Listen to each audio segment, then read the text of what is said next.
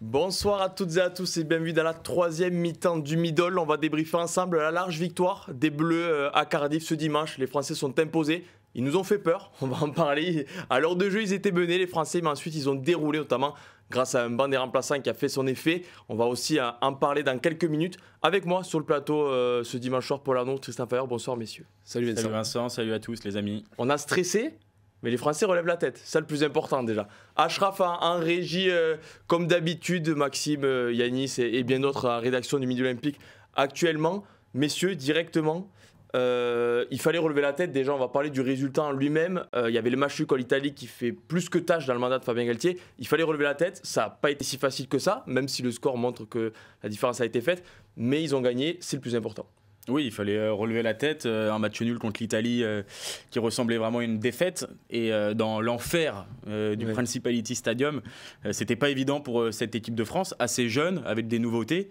On a vu que c'était pas facile dans ce match, mais au final... on l'a senti un peu venir, mais en deuxième mi-temps, l'expérience et la puissance et voilà, plus de vitesse et plus de talent ont fait la différence pour l'équipe de France. Et c'est bien, franchement, c'est bien. C'est la première fois qu'on fait une émission avec un vrai grand sourire, parce qu'on avait battu l'Écosse, mais voilà, c'était quand même assez taille-taille. Là, c'est une vraie victoire forte de sens, etc. On a vu des Bleus conquérants avec de l'envie, de l'allant, et ça fait vraiment plaisir à voir. Alors, c'est pas la meilleure équipe du Pays de Galles de l'histoire, il faut aussi le dire, mais les Bleus ont fait un vrai match et ça fait énormément plaisir à nous journalistes, mais évidemment à tous les supporters. C'est une vraie victoire qui nous donne de l'espoir pour la suite. Ouais, alors bien sûr on avait parlé beaucoup du vent de fraîcheur, de ces joueurs à zéro sélection qui étaient titulaires, ou alors Nolan Le Garec, on va bien sûr en parler, du Racing Man homme du match qui fêtait sa première titularisation chez les Bleus. Comme d'habitude, il y a le chat Twitch que je regarde actuellement, j'ai l'ordinateur, c'est pas pour rien, c'est pour m'aider aussi, pour pas que je dise trop de bêtises, mais c'est surtout pour le live Twitch. Mais c'est vrai que en termes de jeu, c'est surtout le jeu des Bleus qui ont dominé les Gallois. C'est ce jeu qui nous fait plaisir, c'est que dès le début du match, notamment avec un Léo Barré, Biel Biarré et tout ça, ils ont relancé. Il n'y a pas eu une guerre de jeu au pied. Fabien Galtier parlait, il a dit il y aura 19 duels en l'air. Je ne les ai pas comptés pour être honnête, je ne pense pas qu'il y en ait une vingtaine. Mais ça a joué. Et c'est là où ça a fait plaisir quand même. Ouais, c'est ça, on a vu énormément d'envie de... En fait, ils n'avaient pas froid aux yeux, les jeunes. Peu importe, on leur parle d'un chaudron, tout ce que vous voulez. Oui, le Principality, c'est pas un stade comme les autres, etc. C'est pas grave. Nous, on en a vu d'autres. Les Barré, Biel Biarré qui a un peu plus d'expérience, De Porter, etc. Ils ont envoyé du jeu. Ils ont montré qu'ils avaient de la personnalité, énormément de personnalité. Et ça a fait vraiment plaisir. Et ça a donné de la confiance à cette équipe de France qui a proposé... un jeu attrayant. Nous, on s'est plutôt régalé sur certaines séquences et ça fait plaisir parce que j'avais l'impression que dans ce tournoi, on était un peu timoré derrière, ça se cherchait. Et là, les jeunes ont amené ça, justement, cette envie de jouer de l'avant et de se faire des passes. Ouais, et puis une prise d'initiative, je trouve, ce qui pouvait manquer aussi à cette équipe de France depuis quelques rencontres. On a vu un Le Garec notamment qui a pris ses responsabilités, qui n'a pas tout le temps fait tous les bons choix, mais au moins il faisait des choix. Et des fois, j'ai l'impression que dans cette équipe, il y avait des joueurs qui faisaient plus de choix.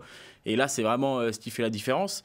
On a eu plus le ballon. Alors forcément, quand on a plus le ballon, c'est plus facile d'être dangereux que quand on fait que défendre. Et ça, c'est une bonne chose parce qu'on a réussi à imposer le rythme face à cette équipe de Galles, notamment en début de match avec une très longue séquence qui a montré un petit peu que les Bleus avaient envie de tenir le ballon sur ce match et ça a fait la différence en deuxième période. Est-ce que c'est pas un signe d'un changement de stratégie? Peut-être le staff des Bleus a pris les leçons de ce début de tournoi, de plus garder le ballon. On a beaucoup parlé de dépossession avant la Coupe du Monde, pendant la Coupe du Monde et même après. Et aujourd'hui, certes, tu l'as dit Tristan, c'est pas le meilleur Pays de Galles de l'histoire, il n'y a pas énormément de joueurs clinquants en face, mais les Français ont gardé le ballon et du coup forcément ça nous a offert des séquences très longues qui ont fini derrière la ligne comme l'essai de Fickou.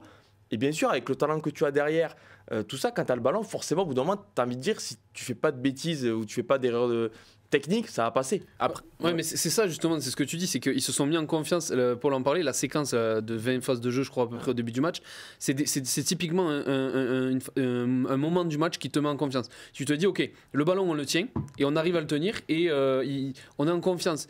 Et plus tu me prends en confiance au fur et à mesure du match, plus tu tentes des choses, voilà, on a tous vu la chistera de Le Garec. C'est des petits signaux qui montrent que on est en confiance, on n'a pas peur, on va essayer des choses.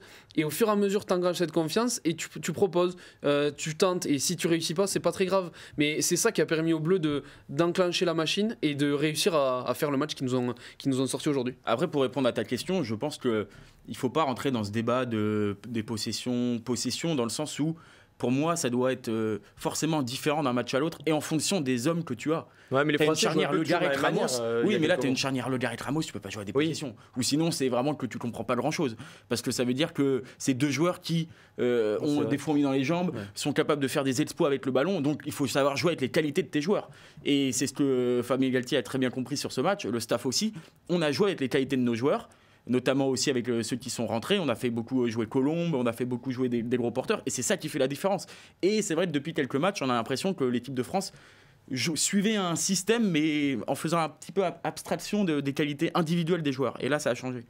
Certains parlent aussi de la défense. Alors c'est peut-être un peu le point négatif de cette quatrième journée. Pour les Bleus, certes, 24 points, ils en ont mis 45, il y a large victoire, mais on a eu l'impression que dans la première heure, ils étaient trop friables en défense. Ça passait trop facilement, des essais trop faciles pour les Gallois. Après, l'équipe de France est un petit peu encore, je vais pas dire malade, mais en reconstruction.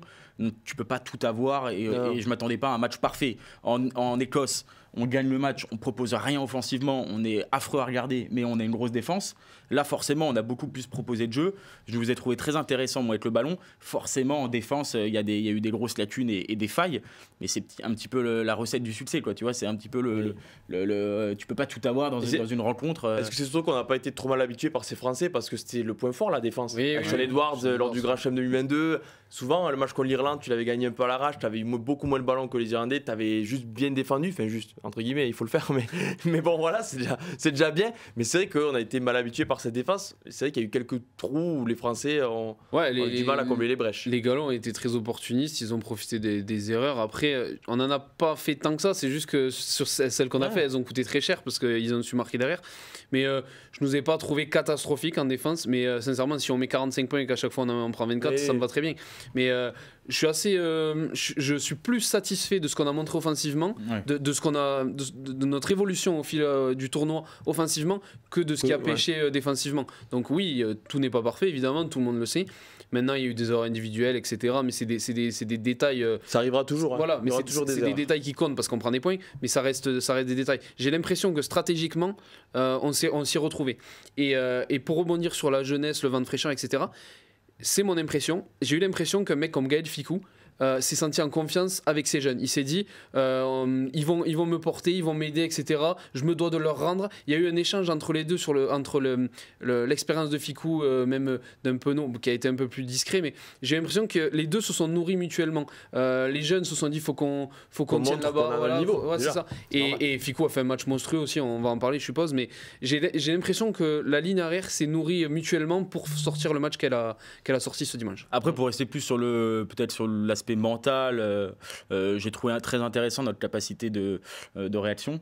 Parce que c'est un match, on parlait de l'ambiance, tout ça, mais en première mi-temps, il y a 10 minutes entre la 20e et la 30e où chaque équipe se répond. Et tu peux très bien craquer ou en tout cas avoir du mal. On a très vite remarqué. Oui. Alors, c'est chiant, malheureusement. Ouais, mais c'est chiant d'encaisser des essais trop rapides, mais c'est bien d'en marquer rapidement aussi. Il faut aussi savoir répondre sur la même ligne, sinon c'est là où il y a un problème.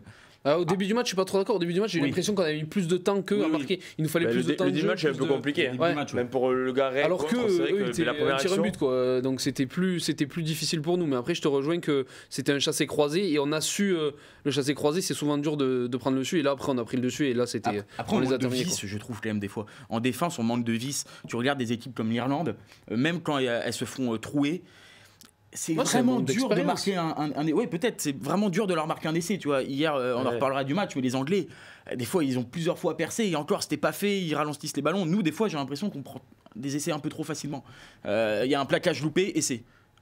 Tu peux. Ouais, après, ça n'est pas le plaquage que tu loupes, tu vois. On va pas On va pas taper sur 2 porteurs, mais une fois que le mec est passé 2 contre 1, là, 9 fois sur 10, ça a l'air quoi. C'est pas pour le viser lui, mais des fois, les Irlandais sont aussi capables de louper des plaquages. Voilà, il y a toujours un mec qui va rattraper, qui vont enterrer un ballon. Nous, je trouve que est-ce qu'on va pas plus enterrer des ballons des fois quand il y a. Bon, après, voilà, c'est peut-être le petit point à travailler, je pense. Ouais. Il faut être exigeant. Et c'est surtout que, pour rester positif, parce qu'on va quand même être positif, c'est difficile de pas être positif, la discipline.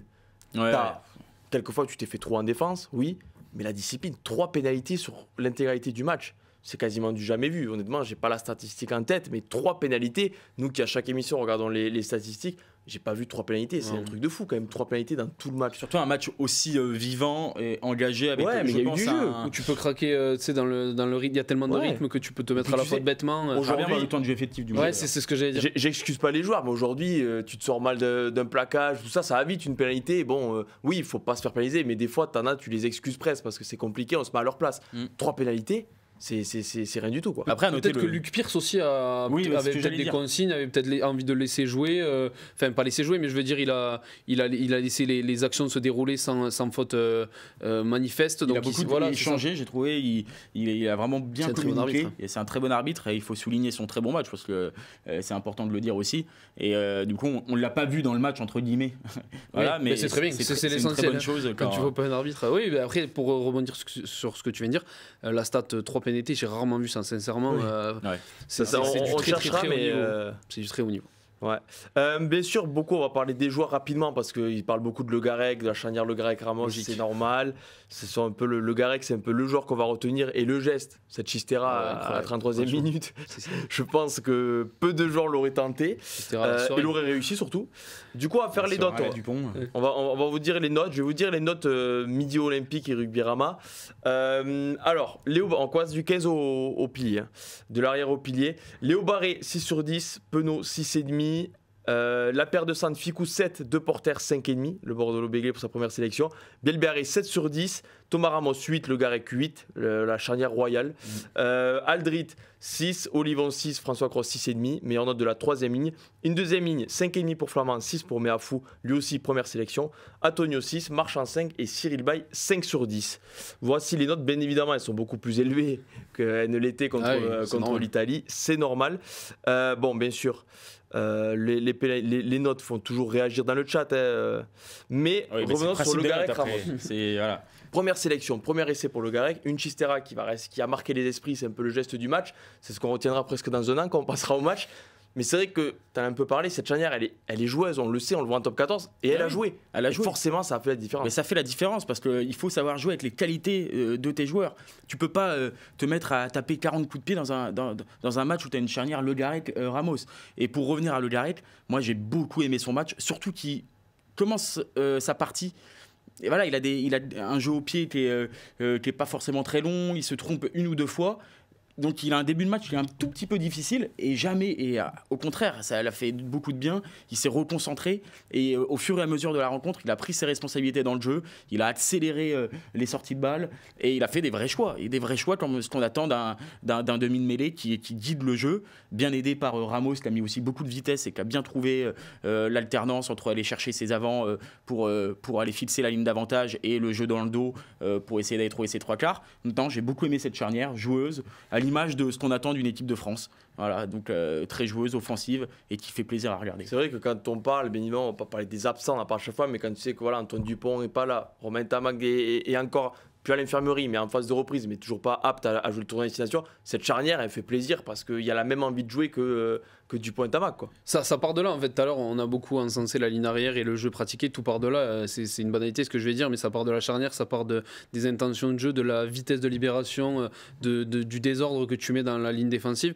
Et j'ai trouvé, alors pour cibler quelque chose chez Le Garec, on sait que c'est un numéro 9 qui aime beaucoup, je vais pas dire individualiste parce que c'est péjoratif, mais c'est un joueur qui joue beaucoup sur ses individualités, qui sait créer des différences.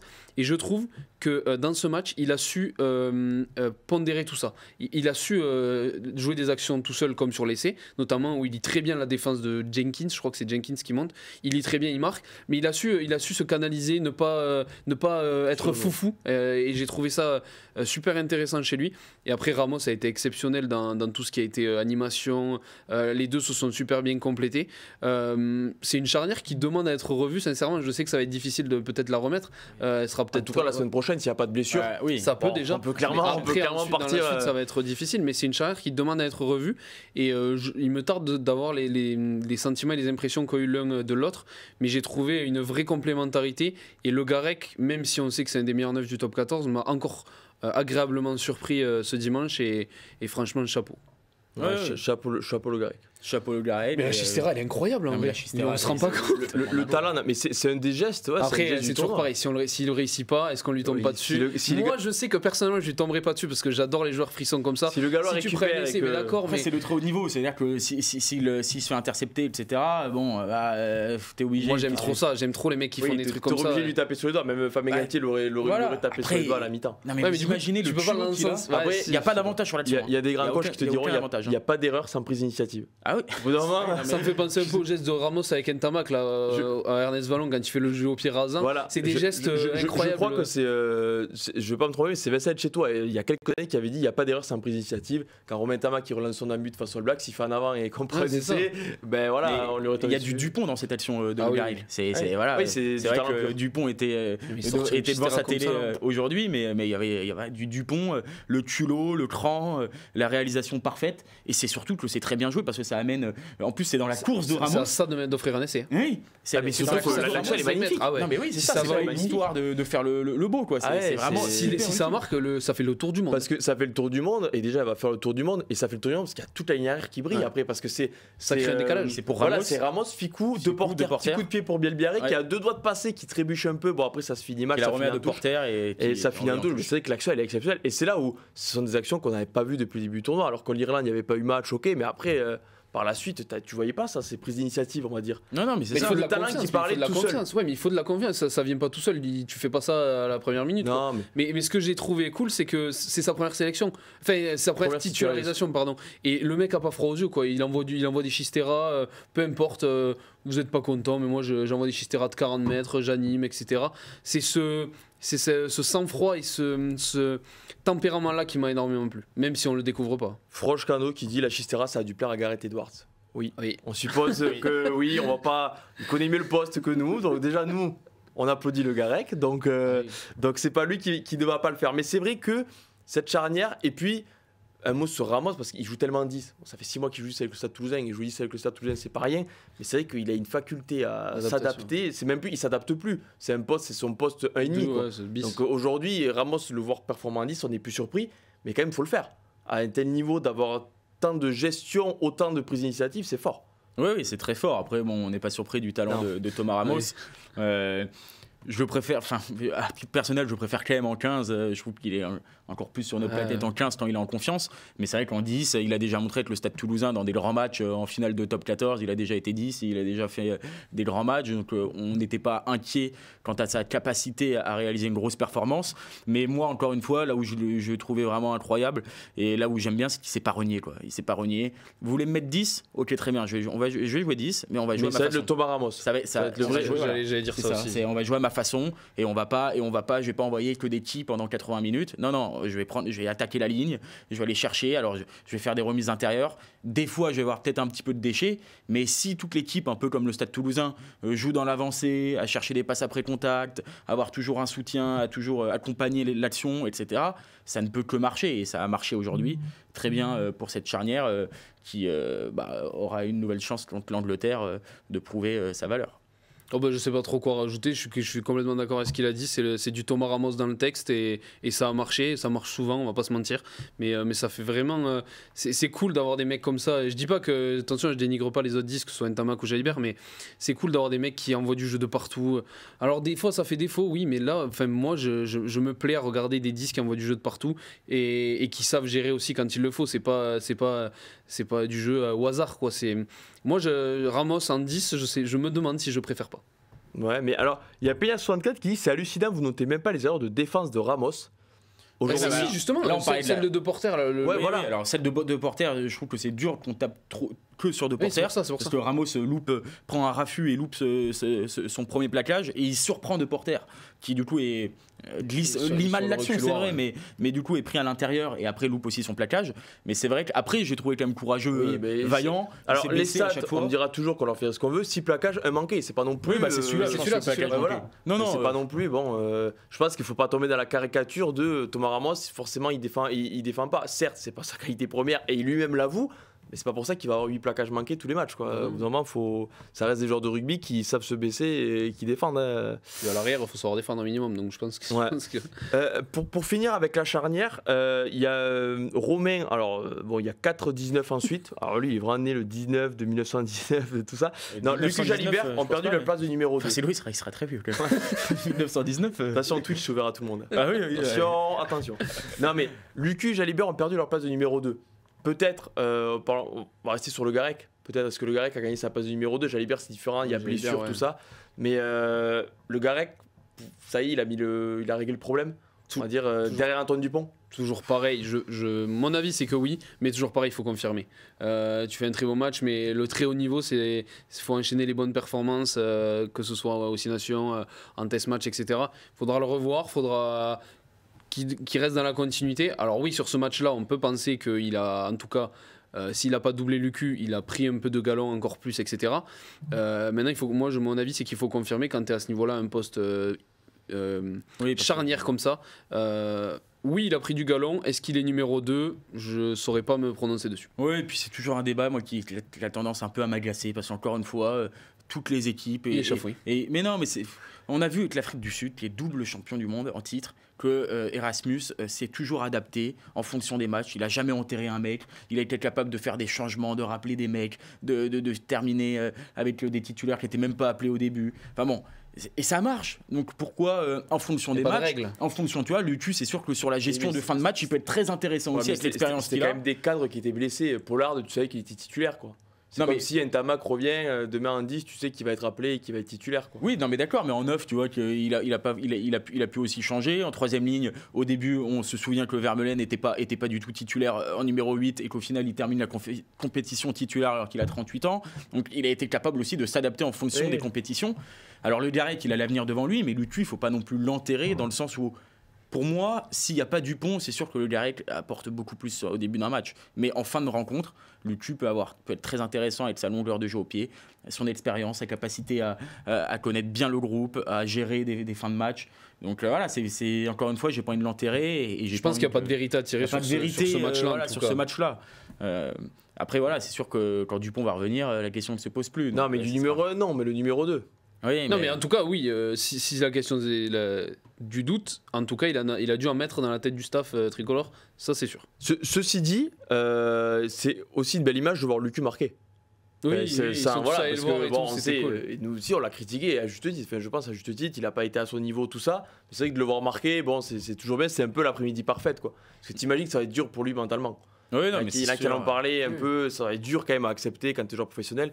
Le fait de marquer, juste de participer à la victoire, c'est... Lucu représente tout ce qu'on doit aimer dans le rugby, quand même. C'est quand même quelqu'un qui fait toujours ce qu'on lui demande. Vous l'avez entendu râler après les critiques qu'il a reçues. Non, il a toujours le sourire sur le banc. C'est le premier toujours à amener la gourde. Enfin, bon, le mec, c'est vraiment tu vois, il a pas du tout le boulard, ce mec-là. Et c'est vrai que c'est super bien pour lui qu'il marque ce dernier essai. Et c'est pour ça que j'ai pas envie de l'enterrer, parce que c'est quelqu'un qui est aussi capable de faire des gros matchs. On l'a vu avec le bébé. Pour parler de Lucu, il y a 2 images qui m'ont plu, c'est sur l'essai de Tao, je crois, où il vient le voir en courant, il vient lui faire un câlin, et sur son essai à lui, on voit qu'il y a tout le groupe qui va le voir, qui le félicite, etc. C'est des images qui font vraiment plaisir, et tu sens que je pense qu'il a été touché et que le groupe le sait, et que du coup ils ont voulu lui montrer signe d'affection, et je trouve que ce sont 2 images très sympas. Messieurs, passons à la deuxième ligne. Alors, ça veut beaucoup parler Flamand. Beaucoup de monde dans le chat pense que la note est trop sévère pour Thibaut Flamand. On lui a mis combien ? On n'a pas fait 5,5. On n'a pas fait les notes, donc on va pas critiquer les notes des autres. Mais surtout, Meafou, c'était un peu l'attente. Meafou, Meafou, ça fait des mois qu'on le voulait voir avec ce maillot bleu, que lui-même le voulait plus que nous, peut-être. Enfin, je sais pas. Au final, je sais pas. Mais bon, première réussie. Il n'a pas détruit le Principality Stadium, il n'a pas écrasé le Pays de Galles. Mais il a fait ce qu'on attendait de lui, il a été propre, il a réceptionné tous les coups d'envoi gallois en première mi-temps, pas de bêtises, toujours dans l'avancée. C'est ce qu'on demande d'un numéro 5. Que dire de plus? Il a fait le taf. Franchement, c'était du très bon Meafou. J'ai noté sur Bon c'était du ouais. J'ai dit quoi? Non, c'était du bon Meafou sur l'essai de Ficou. Oui. C'est lui, Antonio, qui initie l'avancée. Enfin, je veux dire, il a fait ce qu'on lui a demandé. Alors oui, il n'a pas renversé 5 mecs sur une action, il n'a pas marqué, voilà, mais premier match en bleu, enfin, on sait qu'il faut de l'adaptation. Au bout d'un moment, il ne joue pas en Régional 2. Attention, je ne critique pas les gens qui jouent en Régional 2, mais je veux dire, il faut de l'adaptation au très haut niveau, il y a de la stratégie à connaître, etc. Moi, je trouve que pour une première, c'est quand même assez correct ce qu'il a fait. Donc moi, je suis assez satisfait, ouais. Oui, on attend plus évidemment du phénomène, mais voilà. Non, mais forcément, on attend plus en fonction du talent du joueur et ce qu'il a déjà montré avec le Stade Toulousain. Mais ce qui est vraiment intéressant avec ce numéro 5 aussi, c'est que je trouve qu'il a des mains pour jouer en pivot, etc. Il recule jamais et il fait toujours le décalage pour laisser le Ficou. Je trouve ça vraiment, vraiment très intéressant parce qu'à l'avenir, on va pouvoir aussi travailler là-dessus. En point de fixation. On en a pas mal de joueurs comme ça. Oui, mais ça, je trouve peut-être vraiment très intéressant parce qu'il est surveillé et du coup, il amène cette incertitude permanente. Après, j'ai trouvé que progressivement, il s'était peut-être un peu éteint, tu vois, au fil de la rencontre. Peut-être que c'est aussi il revient de blessure, voilà, le niveau international, voilà. Donc ça peut aller que s'améliorer parce que c'est pas en termes de qualité, là, c'est en termes peut-être de rythme et de physique. Mais voilà, on voulait l'avoir en équipe de France, on l'a et le vrai gros test pour lui, c'est presque contre l'Angleterre dans une semaine. Avec cette équipe anglaise qui a montré son niveau incroyable. Donc là, ça va vraiment être un plus gros test encore que ce match face à une équipe galloise qui reste en reconstruction. J'ai pas envie de trop dire que la prestation française est amoindrie, mais voilà, ça reste une équipe jeune, galloise, sans même pas son capitaine.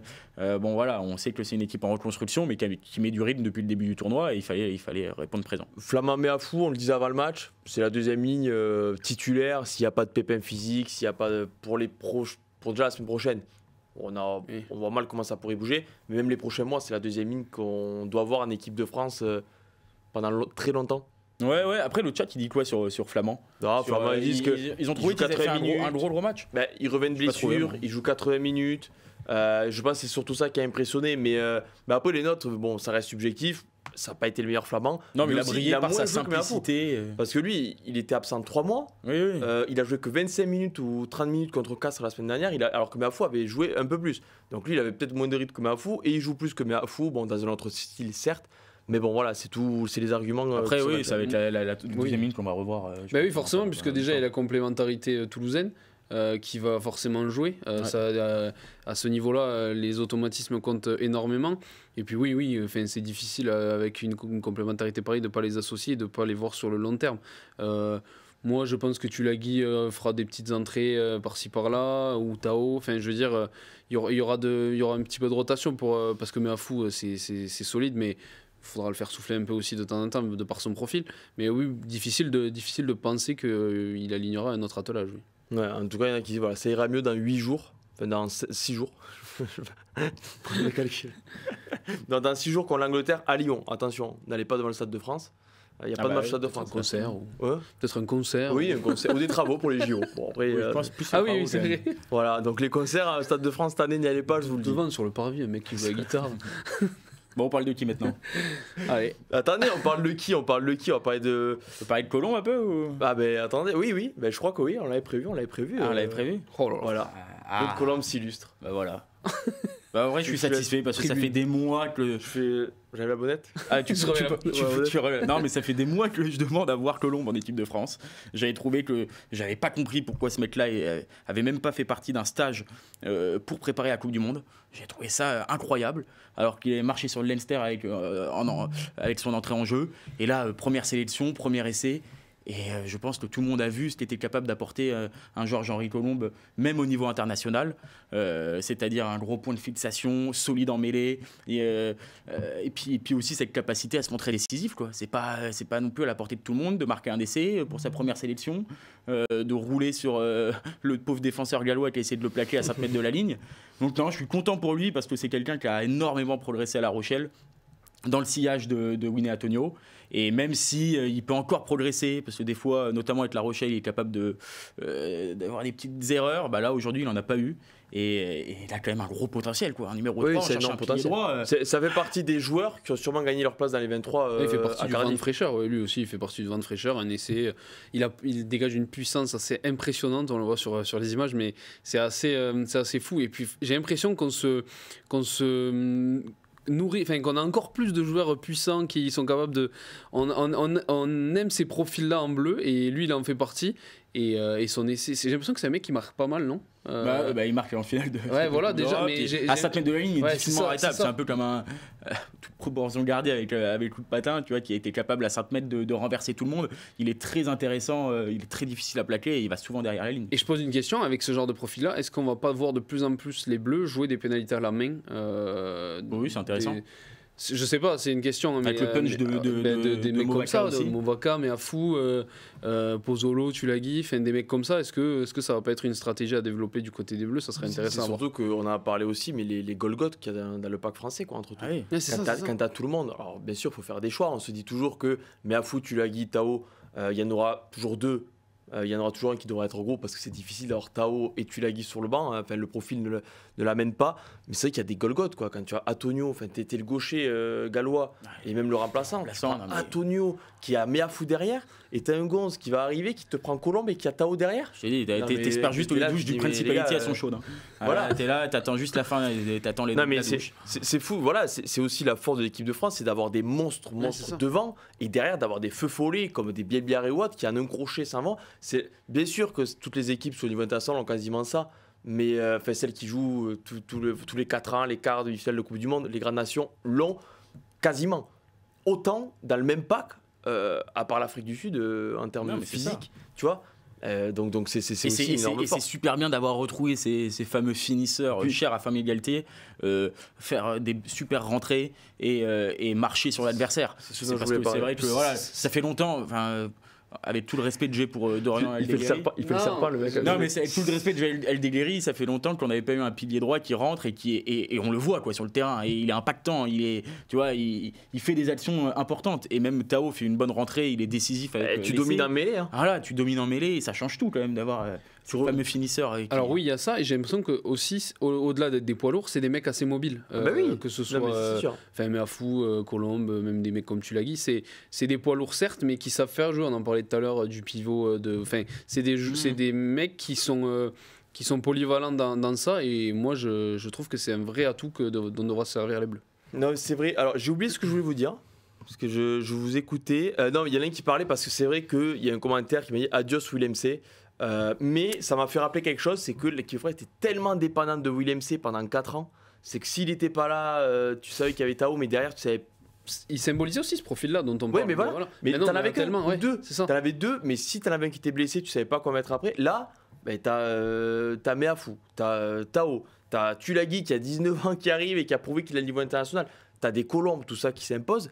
Là, en termes de puissance, oui, là, le pack, il a pris un coup de jeune, mais un très très bon coup de jeune, le pack français. Oui, mais parce qu'il faut savoir faire jouer les joueurs qui sont super bons au quotidien avec leur club, tu vois, et donner aussi. Et offrir l'opportunité à des joueurs qui sont peut-être moins bien de se relancer en club, de faire des bonnes performances pour revenir. C'est pour ça qu'il ne faut jamais enterrer personne. Mais on voit que les joueurs qui sont au niveau en top 14 et qui sont très bons, il n'y a pas beaucoup de surprises après quand ils sont appelés en équipe de France. Ils sont dans cette lignée, quoi. Galtier a toujours prôné l'émulation, etc. Je trouve qu'il le faisait un peu moins de ces derniers temps. Il est conservateur, mais il disait qu'il fait la politique de l'homme en forme. Ça va pas avec. Si t'es conservateur, il peut avoir un homme en forme, tu peux avoir un titulaire indiscutable, il bouge pas, quoi. Il disait qu'il amènerait 80 à 90% des mecs qui étaient à la Coupe du Monde à la prochaine. Il a été un peu pris en disant ça, je pense. Tu vois, mais du coup, même si c'est pas forcément vrai, mais du coup, en disant ça, en faisant passer ce message-là, du coup, tu t'enfermes les mecs qui sont déjà là en se disant finalement moi j'y serai, donc tu les enfermes inconsciemment dans un certain confort, alors que là en remettant du sang neuf tu donnes la chance aux jeunes qui ont la dalle. Les autres soit sont inquiets, soit peuvent se relancer avec des mecs comme Ficou qui répondent de manière parfaite aux critiques. Je trouve qu'il a réussi à remettre cette émulation-là, cet talent-là, et je trouve que c'est une très bonne chose. Mais ça paraissait quand même évident. Enfin, j'avais pas l'impression qu'on invente le rugby en disant Non, que mais après, remettre un peu d'émulation, Ah oui, ça permet. il faut le faire. Oui, mais il faut le faire. Mais j'ai trouvé que bon, c'est comme si là on fait une émission catastrophique. Bon, il y a deux solutions. Soit on remet les mêmes pour la prochaine émission, soit tu changes tout le plateau. Il a pris le choix. Il a pris le choix de ça aussi. C'est porteur, ça. Non, mais il a pris le choix de continuer avec ses hommes parce qu'il voulait pas les enterrer, un peu seul contre tous. Bon, ça se défend aussi, mais bon, là, il a aussi été capable de réfléchir et de se rendre compte que ça pouvait pas marcher. Et quand on voit notamment la performance de Gaël Ficou aujourd'hui, comme quoi. Ça peut aussi C'est une belle transition. Alors déjà, parce qu'on n'en a pas parlé, mais l'info est bien sûr sur Rugby Arma, Antoine Frisch, le joueur du Munster, a été appelé avec l'équipe de France. En tout cas, il fait partie du groupe de 34 retenus pour préparer l'Angleterre. C'est simple, il n'y a qu'un changement. Forfait, Pierre-Louis Barassi, en tout cas, touché à une cheville la semaine dernière, n'a pas joué avec Toulouse à Perpignan samedi soir, et remplacé par le joueur du Munster qui joue à Rouen il y a 3 ans et qui joue à Tarbes, Massy, tout ça. Donc il y a un parcours assez spécial. Mais qui s'est imposé au Munster et qui s'est imposé au Munster. Et qui fait des grosses saisons. Et c'est plutôt intéressant de voir. Qui a été champion l'année dernière. Oui, voilà. Et puis c'est plutôt intéressant de voir un mec qui connaît peut-être moins le top 14, qui est plus voilà, d'avoir aussi son point de vue sur le jeu, sur sa façon de jouer différente. Donc c'est bien de le voir. De toute façon, il sera pas titulaire le week-end prochain. Il y a une hécatombe. Oui, au moins que. J'ai pas dire de conneries, c'est le premier mec qui joue dans un autre championnat là. Ah oui, clairement. Oui. Et c'est très très rare. Et ouais, c'est pour ça. C'est très rare. Je pense, encore une fois, on va pas dire de bêtises en direct, ça pour ceux qui nous écoutent. Ouais. Je pense que déjà, moi, de joueurs français qui. Picamol, non? Ouais, mais Picamol avait été appelé quand il était à Northampton. Et je sais pas, c'est ma question. Tu vois, c'est ça. Parce que pour moi, déjà, un joueur français qui jouait à l'étranger, il y avait que Picamol les 10 dernières années. Ouais. Oui, les 10 dernières années, oui. Et tu vois, donc c'est pas du tout quelque chose qui est. Après, tu peux remonter parce que. Oui, non, mais remonter, après, oui, tu 10 dernières années, un oui. peu plus. Donc tu vois, il a fait. Il n'y avait personne d'autre qui pouvait. Enfin, je réfléchis, on n'avait pas d'autre solution en 13. Gaëtan, il a été appelé. Gaëtan, il a appelé. Oui. Il y a des 6 relâchés, il y a que Barassi. En fait, tu veux le voir, quoi. Priso, Woki qui joue ce soir, Racing Toulon, Gaëtan, tout ça, eux sont rappelés. Il y a juste c'est logique. En fait, Frisch, il veut le voir juste. Oui, il veut le voir, il veut qu'il rentre dans le. On va lui donner une sélection comme ça, il n'ira pas en Irlande, c'est sûr. Il a joué avec l'Irlande A. Ah, l'Irlande A. Mais ça vaut pas une sélection, Ouais. donc il est sélectionné pour l'équipe de France. Non, mais c'est bien de voir des profils différents. C'est moi ce que je reproche à Galtier par rapport à Colombe, tu vois. Là, on l'avait jamais vu. Là, il l'appelle, même s'il va pas forcément avoir sa chance. Il va pouvoir découvrir les systèmes de jeu, les lancements de jeu, et au moins il découvre Marcoussi, tout ça, c'est intéressant. Oui. Il y en a qui parlent de Chabal, Ibanez, tout ça, mais c'est loin. C'est pour ça qu'on parlait de la dernière décennie. Je vais regarder, au moins on le saura. Louis Picamol, parce qu'en plus il fait une saison de fou à Northampton. Ouais. Et il revient après à Montpellier, mais je suis pas sûr Il a surnommé le King. qui joue à l'équipe de France à ce moment-là. Oui, parce qu'après, il y a eu qui, les dernières années, ouais, mais non, Non, mais moi je trouve ça. Ah si, il joue. Il joue la tournée de novembre. En fait, il commence à Northampton. Ce qui me semble qu'il fait qu'un an à Northampton. Oui, il reste Ouais, pas il très fait qu'un longtemps. an. Ouais, il fait qu'un an. Et il joue le début de saison avec Northampton et il est titulaire les 3 matchs de la tournée de novembre, Samoa, Australie et Nouvelle-Zélande. Il joue le tournoi, tout ça, donc Ok. c'est le dernier, je pense. Hein. Voilà. Donc c'était saison 2016-2017. Donc ça fait 8 ans quand même. Ouais. Voilà. Non, mais moi je trouve que c'est plutôt cool d'avoir une nouvelle tête comme ça, après à voir s'il s'intègre, s'il fait la maille, etc. Mais Frisch c'est un super joueur, hein, franchement. Et c'est un bon joueur. Oui. Honnêtement, c'est un bon joueur. Après, bien sûr, je pense que on va pas faire les puristes. Il y a moins de monde qui regarde l'URC que le top 14, forcément. Mais c'est vrai que tu vois, tu peux penser, on en parle beaucoup, Paul Coste à Toulouse, tout ça. C'est vrai qu'on aurait pensé qu'un jeune comme ça aurait pu être appelé. C'est qu'Antoine Frisch, je pense que ça fait des mois qu'il doit le suivre et du coup, il le récompense. Oui, après voilà, Paul Coste, il revient. Il a le temps. Il a le temps, il revient de blessure, qu'il enchaîne aussi vraiment les performances en top 14. Frisch, il est quand même là depuis quelques saisons. Il a montré sa valeur et c'est bien de le récompenser. Voilà, c'est bien de le récompenser. Et puis je pense que nos amis toulousains seront contents de le garder, même s'il n'y a pas de top 14. Il y a eu 4 essais cette saison, titulaire tout le temps. Oui, tu as tout le temps Munster. Ouais. Messieurs, on en a parlé un peu, mais déjà, il faut revenir sur ce banc des remplaçants. Ces fameux finisseurs dont on va appeler Fabien Galtier, c'est quand même ce qui a fait en partie basculer le match. Oui, parce qu'il y a 24-20, il y a 24-20 à l'heure de jeu. Statistique, Ça, analyse ensemble. 24-20 à l'heure de jeu, 25-0 en 20 minutes. Oui. Alors les Gallois ont peut-être lâché le morceau à la fin, mais 3 essais de remplaçants. Colombe, Romain Taufinois, Maxime Lucu. Enfin, là, on a aussi retrouvé... T'as tout dit, là. Ouais, mais on a aussi retrouvé un banc qui fait des différences et qui amène un second souffle. Et c'est ce qu'on demande de finisseurs. Movaca aussi, il a fait une bonne rentrée, j'ai trouvé plutôt dynamique. C'est vrai qu'il est très bon, il est très intéressant. Alors, avec des défenses un peu plus fatiguées, rentrer comme ça avec son punch. Ça, mais lui dit qu'il voudrait être titulaire. Oui, et bon, lui. C'est normal après. Oui, bah après, voilà, lui il veut. Moi aussi. Hein, Toi aussi, tu veux. Je veux exceptionner l'équipe de France. Bon, voilà, non, oui. C'est quelque chose qui avait manqué ces derniers temps là, d'avoir des finisseurs qui font vraiment la diff. Là aujourd'hui ça saute aux yeux parce que voilà, 25 points c'est énorme, franchement en une demi-heure. Non, en 20 minutes pardon. Et du coup moi je suis assez content de ça parce que c'est à l'image d'un Colombe ou ça, c'est des mecs qui ont la dalle et qui ont envie de montrer. Tu leur donnes des miettes, ils en font une boulangerie. Et je trouve ça cool de voir qu'ils donnent sa chance aux mecs, les mecs... Et on en revient toujours, vous allez me dire que je me répète, mais c'est l'émulation, elle se joue là. C'est dans ces moments-là que tu fais des différences, que tu te montres, etc. Et même Max Lucu qui a marqué, c'est des signaux positifs pour la suite. Franchement, je suis assez content de ce coaching de Fabien Galtier. Il est rentré, Moefana? Oui, il est rentré à la fin. Okay. Il est rentré, c'est le remplaçant qui a joué le moins, c'est sûr. Mais c'est vrai qu'il y a des mecs, bon après comme d'habitude, la première ligne changeait à la 50e, mais à Four remplacé par Tao, enfin Romain Tao, parce que les deux Tao sont rentrés en même temps. Romain Tao Fénois à la 50e minute de jeu, et du coup voilà, un mec comme Colombe a eu demi-heure pour s'illustrer, il a très bien fait. Romain Tao Fénois l'a très bien fait aussi, au-delà de son essai, a amené de la puissance et de la combativité, il a pris le relais, le parfait relais de Meafou. Lucu, bon, opportuniste sur son essai, bien sûr c'est pas le plus difficile de sa carrière, mais premier essai international quand même, Maxime Lucu, premier essai international pour Jean-Henri Colombe, donc c'est que des bonnes nouvelles et ce sont des remplaçants qui seront en confiance la semaine prochaine parce qu'on voit mal comment Fabien Galtier pourrait changer ses plans pour l'Angleterre. Non, surtout. Ils vont être en confiance et c'est bien de retrouver, comme on l'a dit, cette émulation et ces remplaçants qui ont la dalle et qui sont capables aussi de renverser des rencontres ou en tout cas voilà, aussi, ils l'ont renversé la rencontre quand même si on était mené. Et c'est que positif pour la semaine prochaine où il va y avoir un gros combat qui attend les Bleus.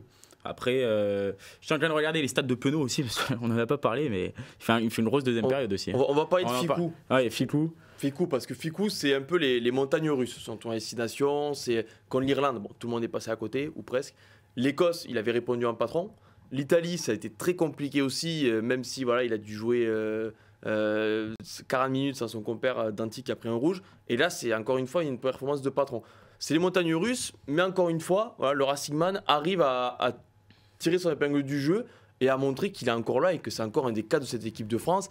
Et que, oui, parfois, c'est normal de le critiquer un peu parce qu'on attend beaucoup de lui qui est un des capitaines ou un des vice-capitaines français. Mais là, sur ce match, il n'y a rien à dire de Gaël Fickou. En tout cas, de négatif. Il a retrouvé ses cannes, j'ai l'impression, sur l'essai. Là, on l'a vu, ce petit crochet, etc. C'est le Fickou de sa jeunesse. J'ai beaucoup aimé son répondant, son caractère. C'est un mec qui a l'air d'être costaud dans la tête. Il est très important, je pense. Nicolas Deporter le disait à la fin du match. C'est un mec qui a beaucoup compté dans son adaptation, dans son intégration. Au-delà de l'aspect sportif, où c'est un super joueur évidemment, le côté papa ou grand frère de la ligne arrière avec les jeunes qui ont été intégrés, je pense qu'on sous-estime ça et je crois que ça a beaucoup œuvré dans la performance des Bleus ce dimanche.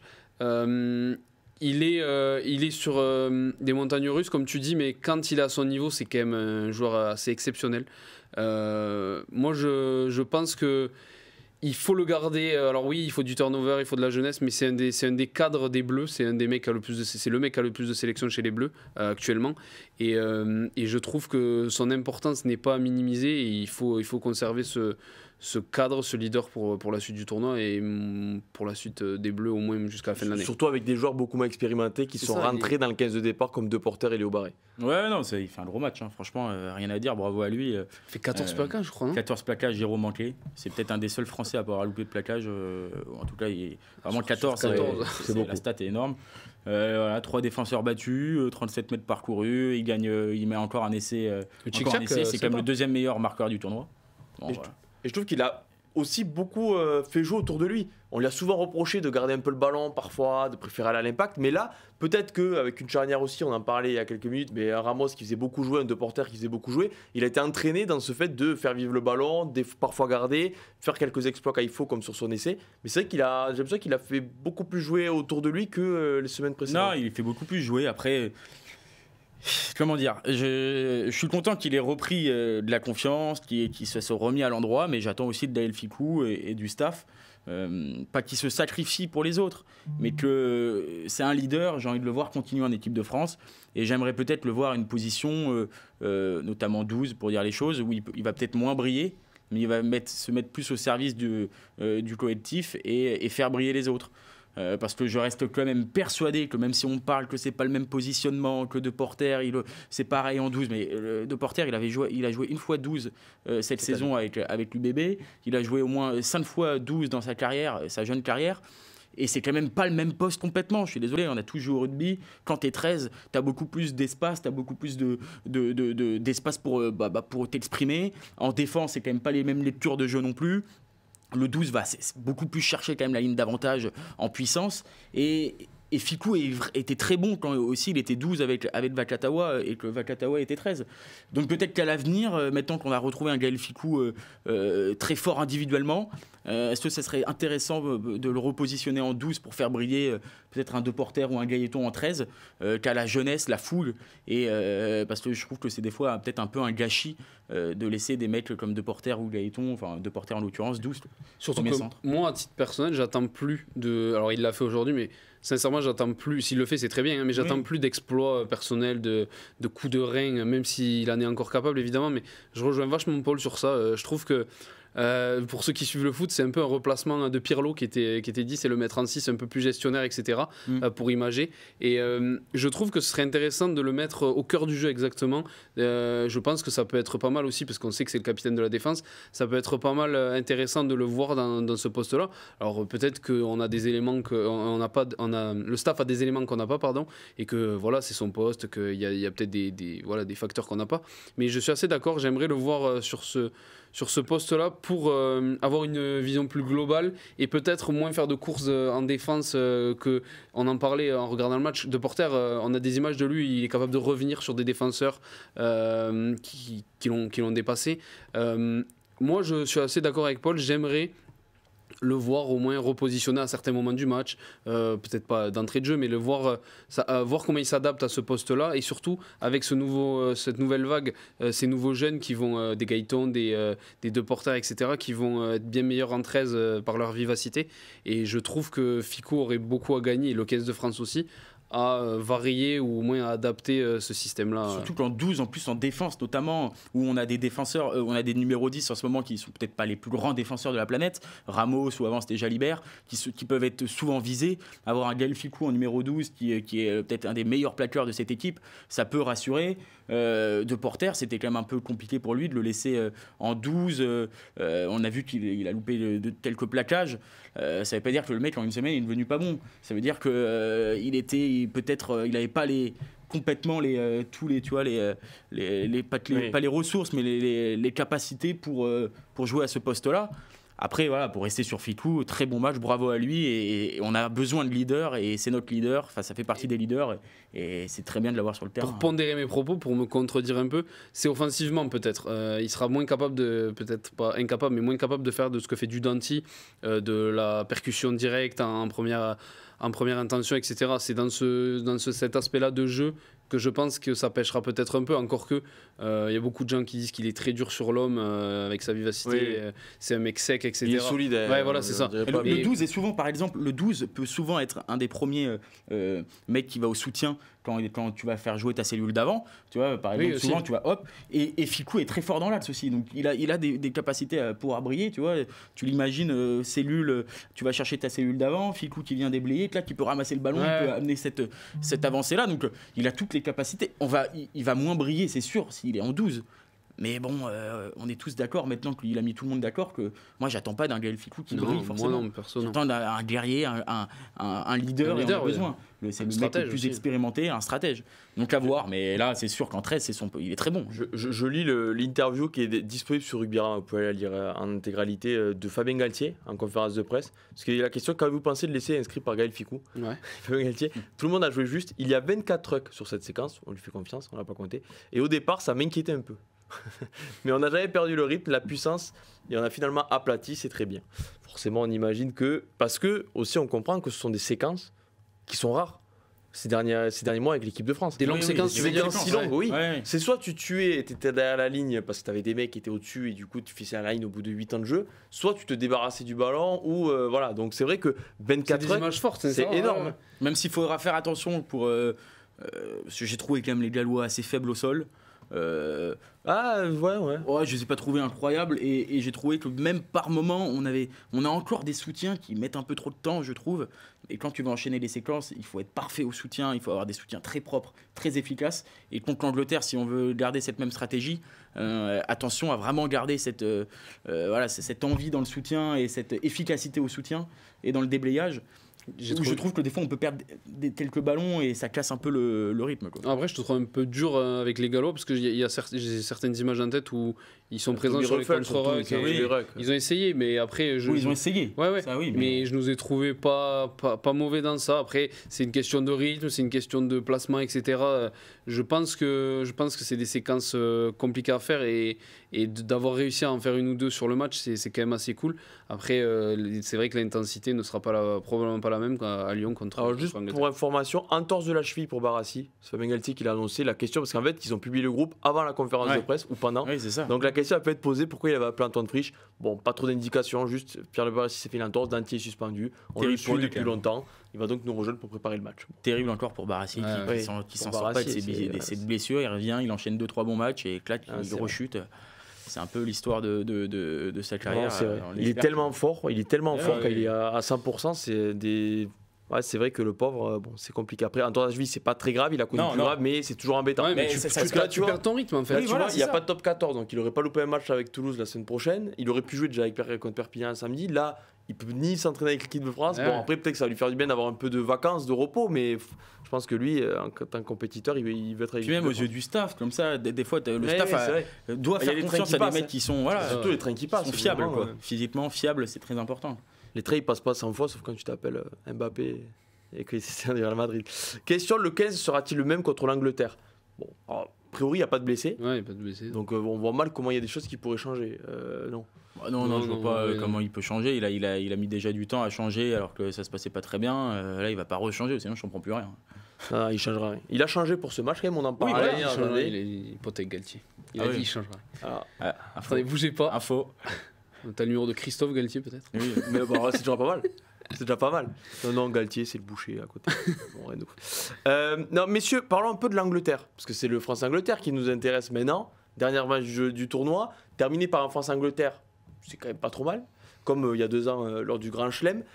Est-ce que déjà, une victoire contre l'Angleterre, ça sauverait le tournoi? Ah, j'ai été sûr de cette question. Bah Je l'ai vu arriver. Ben alors ça dépend. Si l'Irlande gagne, oui. Tu finis deuxième.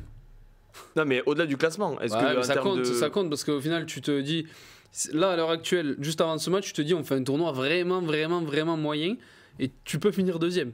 Donc oui, ça sauverait clairement, enfin à titre perso, ça sauverait clairement le tournoi. Après voilà, ça dépendra aussi un peu du contenu, mais tu finis deuxième dans un tournoi où à la base tu te dis, bon, j'espère qu'on finira pas cinquième. Bah oui, pour moi tu réussis le tournoi. Non. Le tournoi, il est raté pour moi. Donc, Ah bon Si bah tu oui. gagnes contre l'Angleterre. Non, mais le tournoi, pour moi, il est raté. Après, ça veut pas dire qu'on est capable de rien faire de bien. Mais ça veut dire que si tu gagnes et tu termines par 2 victoires maîtrisées face au Pays de Galles et l'Angleterre, ça veut dire qu'au début du tournoi, tu t'es trompé. Ou en tout cas, il fallait faire ça avant. Donc, quand tu es l'équipe de France, quand tu es le 15 de France, que tu prétendais être champion du monde il y a 3 mois. C'est quoi la question exacte déjà? Est-ce que le tournoi. Et raté. Ça sauverait le tournoi? Non, est-ce que Ah, ça bah, sauverait le tournoi? Ouais, mais sauver le tournoi de quoi? D'un tournoi Ouais, mais raté. est-ce qu'il y a une différence entre est-ce que ça sauverait le tournoi et est-ce que le tournoi est Ah, mais raté? Pardon. la question est un peu celle-ci, c'est que même, et vous avez un peu répondu, même s'il y a victoire contre l'Angleterre, pour Paul, le tournoi est tout de même raté, si je comprends Oui, bien. oui. Et pour Raté, toi, carrément. si, Non, mais raté, il est pas réussi. il est pas en tout réussi, cas. allez, Pas si réussi. tu préfères. Il est pas réussi le tournoi. Ouais, moi je trouve. Tu voulais être champion du monde il y a 3 mois et tu gagnes pas le Ah, et tournoi. tu finis deuxième du tournoi. Oui, deuxième du tournoi avec un match nul contre d'accord. l'Italie. les 2 avis de qui défense, ressemble à une quand même défaite. 40 contre l'Irlande, tu fais pas chier l'Italie. Voilà, où tu dois perdre en plus. Enfin, bon, voilà, s'il n'y a pas ce scénario incroyable, tu perds. T'es à ça, il y a peut-être un litige sur l'arbitrage où tu Ouais, perds en ouais. Écosse. On peut te retrouver avec 3 défaites dans le tournoi. Alors ça voudra dire que les Bleus ont montré une force mentale. Le staff a trouvé les solutions pour se remettre la tête à l'endroit et repartir sur quelque chose de positif. Mais ça voudra dire que quand tu regardes l'intégralité du tournoi, il n'est pas réussi. Il n'est pas réussi. Ah, Enfin, en tout cas, si tu gagnes le crunch, finis deuxième, franchement, il n'est pas raté. Et alors, tu pouvais t'attendre à mieux, tu pouvais aspirer à mieux au début du tournoi, certes.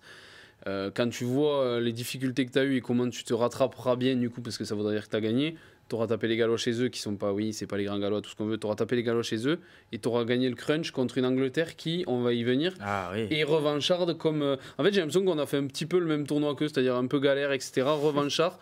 Bon, oui, ils ont tapé les Irlandais et nous les Gallois, et là maintenant, on va jouer une bataille. Parce que sur le terrain, ça s'annonce être un très très gros match. Ah oui, oui. Alors oui, les Anglais, ils étaient à domicile, mais bon, les Irlandais, on a vu qu'ils savaient gagner à l'extérieur. Enfin, surtout en début de tournoi. Bon, hier, le match, le scénario est fou, drop à la dernière seconde de Marcus Smith. Je sais pas si vous l'avez pas vu, allez sur Rugby-Rama, il y a les comptes rendus, tout ça. Mais on s'attend à un très gros match. On voit pas les Français gagner 5-3-10 déjà. Même si on l'espère de tout notre cœur, on voit pas. C'est pas la même Angleterre, c'est pas la même France aussi. Mais on s'attend à un gros match. Et c'est vrai que là, c'est un gros test pour toute ces nouveaux joueurs qui sont dans le caisse de départ, s'ils enchaînent, pour cette équipe de France tout court, pour voir si les désillusions contre l'Italie et l'Irlande ne sont pas effacées, mais tu t'enclenches une nouvelle dynamique. Ça va vite le rugby quand même. Hein. Il y a un an, on leur mettait 60 points. Même à la Coupe du Monde, on disait que l'Angleterre ne savait plus jouer au rugby. Borswick l'a dit d'ailleurs, il a fait rire un peu tout le monde. Faut capturer quand même, parce que si on leur met 60 points, il faudra leur sortir. Non, mais ce que je veux dire, c'est que le sélectionneur anglais a réglé un peu ses comptes aussi avec, je pense, les gens et la presse, parce qu'il a dit je croyais que c'était la pire équipe d'Angleterre de toute l'histoire. C'est toujours facile. C'est toujours facile. Maintenant, moi, je m'attendais pas à voir la plus grosse raclée qu'ils ont pris à la maison. Ça va pas refaire le monde. Le 5-3-10, il est marqué sur le tableau d'affichage. Moi, je comprends quand même toujours pas comment cette équipe d'Angleterre peut faire le match qu'ils ont fait hier. Enfin, j'ai trouvé qu'ils avaient un niveau. Non, mais un niveau. À l'intensité, cette capacité à jamais perdre la possession. À la fin, ils sont impressionnants. Ils tentent des. Non, parce que taper l'Irlande. Alors certes, c'est vrai que peut-être à tort, mais à la Coupe du Monde, ils ont fini 3e. Mais en termes de jeu, c'était pas trop ça non plus. Ils se sont fait peur contre les Fidji en quart, contre l'Argentine. Oui, puis ils sortent un vrai match, un gros match contre l'Afrique du Sud. En demi. Ils le perdent, c'est cruel, mais voilà, ils l'ont perdu. Et même contre l'Argentine, c'était pas un match de fou. Enfin, on parlait d'un tableau un peu plus ouvert que les autres. Ce qui était vrai. Donc t'arrivais plus facilement en demi-finale de leur côté que de l'autre côté. Mais là, c'est surtout dans le jeu. Quoi. Oui, ils ont pas joué comme ça hier. En termes d'intensité, en termes de précision dans les prises, voilà, dans les combinaisons, dans tout ça, ils ont mis l'Irlande à mal. Et même le score, l'Irlande, ça prouve la qualité de l'Irlande aussi, parce que les 20 premières minutes de l'Angleterre, il y a beaucoup d'équipes qui auraient explosé. Hein. Vous la voyez en deuxième période, l'action de la France, où les avants, ils arrivent lancés pleine balle dans la défense, ça va à une vitesse, les sorties de balles sont très rapides. C'était très intéressant de voir ça, et ça faisait longtemps que je n'avais pas vu l'équipe de France faire ça, et l'Angleterre a fait ça, mais énormément de fois pendant le match, et même à la fin. Nos amis irlandais, vraiment, ils ont subi, ils ont été agressés, ils ont vraiment craqué aussi physiquement en fin de match. C'était un peu comme les Blacks qui, à la fin, en Coupe du Monde, ont réussi à faire ça face à eux, et là, les Anglais ont réussi à faire ça, et c'est impressionnant de voir qu'ils en sont capables, alors que il y a quelques mois, ils étaient incapables d'enchaîner plus de 3 phases de ruck et qui faisaient que jouer au pied, qui se contentaient d'être forts en défense et être forts sur la ligne. Là, ils ont été capables de reproduire cette intensité-là pendant une grande partie du match, et moi, je suis surpris sur les fesses. Et du coup, on s'attend à un gros match, parce que s'ils font ça face à la France, c'est pas gagné. Avec de grosses individualités, parce qu'on parlait de Tommy Ruffel, mais Ben Earl, en termes de grattage, va pas falloir beaucoup les déblayages, parce que c'est terminé. Moi, j'allais appuyer sur ce que tu as dit. Je suis surpris sans être surpris, parce que quand tu vois la qualité individuelle des mecs qu'il y a, c'est juste que c'est un manque. C'est un peu les mêmes l'année dernière, quoi. Donc c'était un peu surprenant aussi, dans le mauvais sens, de se dire, mais comment cette équipe peut jouer, quoi, voilà, être aussi mauvaise. Mais là, elle est à son niveau. C'est juste qu'elle l'était pas avant. Là, elle est vraiment à son niveau. Quand tu vois les joueurs qu'il y a, tu parles de Benner, le mec comme Oli Lawrence, il est super bon aussi. Ça va être très dangereux de les prendre. Mais si on fait le match qu'on a fait aujourd'hui avec un peu plus de rigueur défensive, je pense que ça va être du. T'as aussi les Anglais, ils en ont quand même pris 30 en Écosse, quoi, aussi, tu vois, il y a 2 semaines. Oui, c'était la même équipe d'Angleterre. En fait, c'est n'importe quoi ce tournoi. Non, mais ce tournoi, il est impossible à lire. On pensait l'Irlande au-dessus. Je pense que l'Irlande est quand même encore au-dessus. Perdre en Angleterre sur un drop à 1 minute, c'est pas une catastrophe non plus. Voilà, mais t'as cette Angleterre qui en a pris 30 en Écosse dans un match qui était serré, mais t'as quand même été secoué, plus que secoué par les Écossais, qui sont allés perdre en Italie, ou qui ont été battus par l'Italie. Il faut rien enlever à la victoire de l'Italie. Mais c'est quand même, c'est un tournoi excitant, On aurait aimé qu'il le soit un peu moins pour les Français parce qu'au moins il y aurait eu moins de matchs serrés, les Français auraient tout gagné. Mais c'est vrai que ces Anglais sont capables de tout. C'est vrai que si on prend les Anglais qui ont joué contre l'Irlande, ça va être très très très costaud. Non, mais ouais, et puis je trouve qu'il y a quand même les équipes, leur niveau se sont complètement resserrés quand même. Globalement, on en a vu le tournoi de l'année dernière où il y avait 2 équipes qui sortaient du lot, l'Irlande et la France. Et il a eu le sommet Irlande-France. Tu savais que le Irlande-France. 1-2, et après les autres n'étaient pas complètement invités à la table. Là, tu sens quand même l'Italie qui fait cet exploit-là. L'Écosse était capable de battre tout le monde quand même. L'Angleterre qui bat l'Irlande. L'Irlande qui nous en met 40. Oui, voilà aussi. Mais ça veut dire que chaque match, c'est pas être parieur ce week-end, quoi. Parce que ce week-end, miser sur tous les matchs. C'est ce qui est cool aussi, je trouve. C'est toujours les grosses équipes qui. Moi, j'aime bien les surprises. L'Italie me fait plaisir cette année. Donc oui, après moi je m'attends à un énorme match contre l'Angleterre, il faudra plus de rigueur défensive, mais ça va être un match super, espérant qu'on gagne évidemment. Le match et si on perd, c'est le tournoi raté quand même, alors, du coup. Ah oui, là si tu perds, oui. Si tu perds, oui. Mais c'était pas la question de tout à l'heure. Non, je t'entends deuxième. Je veux entendre dire deuxième quand même. Il y a plus de débat. Si tu perds là, tu perds les 2 gros matchs Irlande-Angleterre. Tu gagnes aucun match à la maison. Oula. C'est inimaginable. C'est inimaginable à gagner aucun match à la maison, faire nul contre l'Italie, là ce serait difficile. Messieurs, je regarde s'il y a des commentaires. N'hésitez pas à poser vos questions. Il y a Mano Solo là qui plein de joueurs cramés, donc des places à prendre. Ok. D'accord. Je regarde les commentaires s'il y a quelques-uns avant de terminer l'émission. Mais c'est vrai que l'Angleterre, bon. Ça va être un beau match. Et ils ont tenté, les Gallois, vous avez vu, au début de première mi-temps, ils ont fait le même jeu au pied que les Sud-Africains face à nous, quoi. Des jeux au pied très hauts, croisés, dans le couloir des 15, et ça a encore mis en difficulté les Bleus. C'est vrai que c'est une stratégie, c'est une solution tactique qui marche bien contre nous, et les adversaires le font régulièrement, et c'est aussi un point amélioré, je trouve. Après, il ne faut pas que Bielbarré chope le ballon, parce que sinon, après, faut aimer courir, quoi. Ouais. Bielbarré, c'est un délire. Un petit mot sur Penaud, quand même. Parce que je l'avais trouvé très décevant depuis ce début du tournoi. Pas bon en l'air, qui faisait plus de différence. Alors ok, il avait marqué contre l'Irlande, mais bon, c'était pas suffisant. Première mi-temps, encore une fois, j'ai pas trouvé terrible, en difficulté sous les ballons hauts. Et en deuxième mi-temps, on a vraiment retrouvé un Penaud très bon, capable de faire des énormes différences. Je crois qu'il bat 8 défenseurs. Tranchant, il propose des solutions, il n'est pas passif. Et c'est intéressant aussi parce que ça montre que dans ce match-là, les joueurs se sont retrouvés aussi à leur niveau et ont fait des différences. Parce qu'individuellement, ils sont censés être les meilleurs. Et là, c'est le cas, donc je suis content. Après, je suis content parce que c'est une bonne. Si un mec qu'il faut pas enterrer, je pense que c'est bien lui qui aime. Non, mais il fallait dire aussi qu'on était moins bons, et c'était le cas. Il faisait moins de différence. Oui, ils n'étaient pas à leur niveau qu'on espérait. Mais c'est vrai qu'en seconde période, c'est lui qui offre un peu laissé à Lucu parce qu'il est plaqué juste avant. Mais tu sentais qu'à chaque fois qu'il touchait le ballon, alors certes, c'est plus facile quand tu as de bons ballons. Il a aussi été servi dans de bonnes dispositions. Tout ailier te dira que c'est plus facile. Forcément, quand le décalage est fait, t'as pas à le faire. Mais c'est vrai que le coup de pied par-dessus qui récupère, à chaque fois, il battait un ou deux défenseurs, quoi. Et c'est le Penaud qui nous a. Donc, qu'on voulait voir et qu'on voit depuis des années, c'est qu'à chaque fois qu'il prend le ballon, il y a quand même 2 ans, on a trop vite oublié qu'il a marqué plus d'essais que le nombre de fois qu'il a été plaqué sur une année avec l'équipe de France. Il a marqué plus d'essais que le nombre de plaquages qu'il a subi, le mec. Non, mais c'est irréel, quoi, quasiment. C'est un truc de fou. Alors là, ça te dit 2 choses. C'est que tu le vois peu, mais quand tu le vois, c'est qu'il aplatit. Mais c'est qu'il est très fort aussi. C'est que, mais là, tu le voyais plus pour des mauvaises raisons depuis 2-3 matchs, j'ai trouvé. Et tu le voyais moins comme l'équipe, quoi. Il était à l'image de l'équipe. Il était à l'image de l'équipe. C'était difficile de surnager. Au poste d'ailier, quand ton équipe n'a pas le ballon et est en difficulté, c'est quand même très dur de t'exprimer. Il y a à noter que pour une fois, dans un match du 15 de France, la 3e ligne n'est pas celle qui a été la plus en vue parmi les joueurs. Ouais, ça veut dire ça veut dire. Hein. Ça veut dire ça veut dire, oui. Non, mais tu retrouves. Non, mais ce que on disait toujours, c'est que un joueur comme François Cross, quand c'est l'homme du match, c'est pas bon pour toi. Tu vois, ça n'a rien contre le joueur, c'est un des meilleurs 3e lignes du monde. Mais le travail de l'ombre, quand tu domines, tu le vois pas. Ou tu parles des mecs qui ont brillé avant de parler de ceux qui ont fait le travail de l'ombre. Sauf que quand tu subis, tu vois les mecs qui font le travail de l'ombre. Et là, c'est pareil.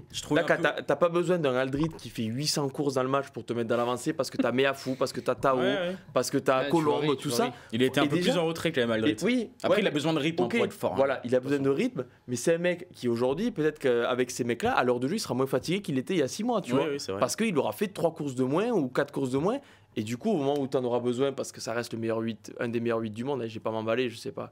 Mais quand t'en auras besoin vraiment, il sera à 80% de ses capacités à l'heure de jeu et il mettra tout le monde sur les fesses, tu vois. Je reste persuadé C'est là qu'un où Macalou ferait du l'équipe, bien à cette équipe de France sur le banc quand même. C'est quoi Je reste persuadé qu'un Macalou ferait du bien dans cette équipe à rentrer avec les À la qualités. place de Bielbiarré.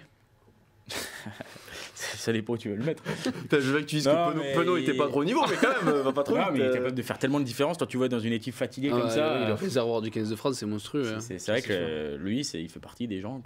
C'est autant monstrueux que ça en est frustrant quand tu fais des comptes performances comme ils ont fait en début de tournoi, mais ça arrive à. Voilà. Oui, oui. Ah, mais C'est pour ça que certains nous trouvent dur, nous trouvent dur. Macalou, il a pris un frigo là. Oui, là, Macalou. Très bien.